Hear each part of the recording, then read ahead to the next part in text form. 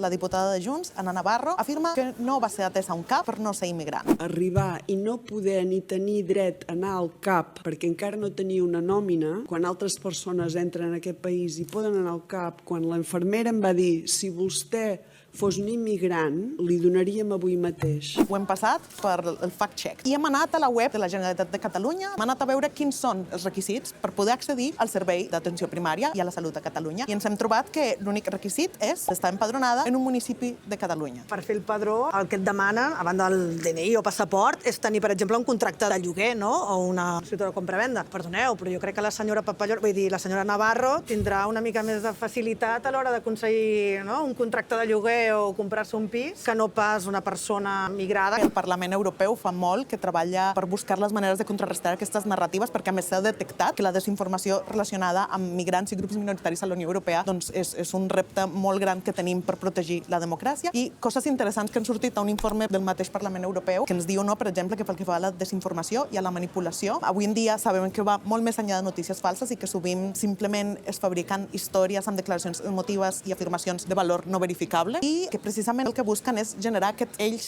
i nosaltres. Perquè aquí en realitat, si el que volem parlar és del fet de que els CAPs potser no tenen tots els recursos que ens agradarien per atendre a tothom tan ràpid com ens agradaria, doncs això no és una cosa que afecti a uns i a uns altres, ens afecta a tots. Em va arribar al cor saber que no la van atendre, llavors jo el que sí que faria també és aprofitar aquest espai i demanar un crowdfunding per pagar-li la mútua. Senyors, si us plau, ajudem-la.